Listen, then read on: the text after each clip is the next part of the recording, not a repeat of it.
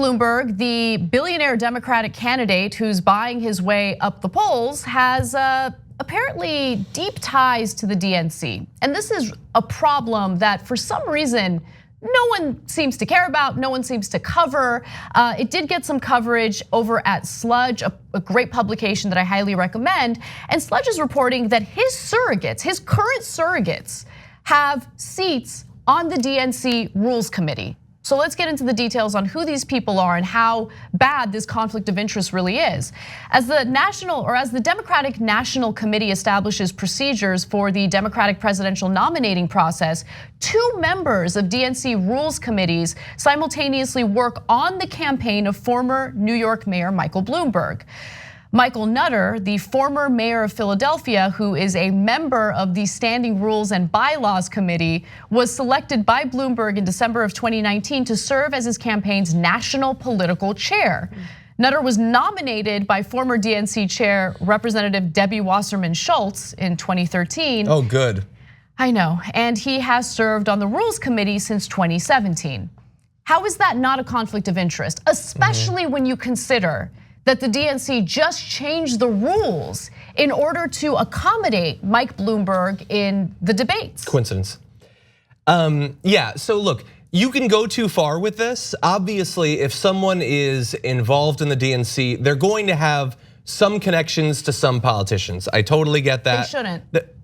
Any connections at all? No. But they work in politics. They're going to. I'm saying they can't be surrogates for a candidate that's running right now. Right. I mean, they what do you can't mean have by connections, though? Like, it can mean anything. I'm saying obviously there's going to be something. They've worked in different areas, but Debbie Wasserman Schultz, her connection at the time in 2016, her prior connections to Hillary Clinton were way too strong. It implied that there would probably be some coordination. Obviously there was. That clearly goes beyond it. You can't be a surrogate for one of these candidates because that's not just like you were affiliated, you served on a board together. You're an active booster for their candidacy while you're setting the bounds that their candidacy will exist in. That's clearly not acceptable. You know how we talk about the revolving door of politics all the time, right? So you'll have, let's say, a senator who passes all sorts of, let's say, Goldman Sachs friendly legislation. And then when he decides to retire from being a senator, he'll go ahead and work as an executive at Goldman Sachs. And then he gets paid handsomely for that, right? Like, now imagine a US senator doing both at the same time. I mean, it's a little different, but not really, not by much. Like, it's a conflict of interest when it happens in this revolving door of politics. It's even worse though when it's happening in the context of what's supposed to be a fair democratic process. And 2 things are happening simultaneously. You have people who are working on Mike Bloomberg's campaign and at the same time serving on DNC committees that make up the rules for how to proceed in this primary process. Well, how about as a compromise? Okay, we won't freak out about those connections so long as no big rules have been changed that benefit Bloomberg. Wait, damn, we missed it. Yeah, rules have already been changed. But look, we're not even done. Nutter is only one person who's serving in the DNC and Michael Bloomberg's campaign simultaneously. Alexandra Rooker, a Rules Committee member and superdelegate from California, was hired as a senior advisor to the Bloomberg campaign last month. Rooker, who was previously a lobbyist for the Communications Workers of America, is a vice chair of the California Democratic Party. Now, DNC Chairman Tom Perez nominated Rooker to serve as vice chair of the 2020 Democratic National Convention Rules Committee at a DNC Executive Committee meeting last weekend.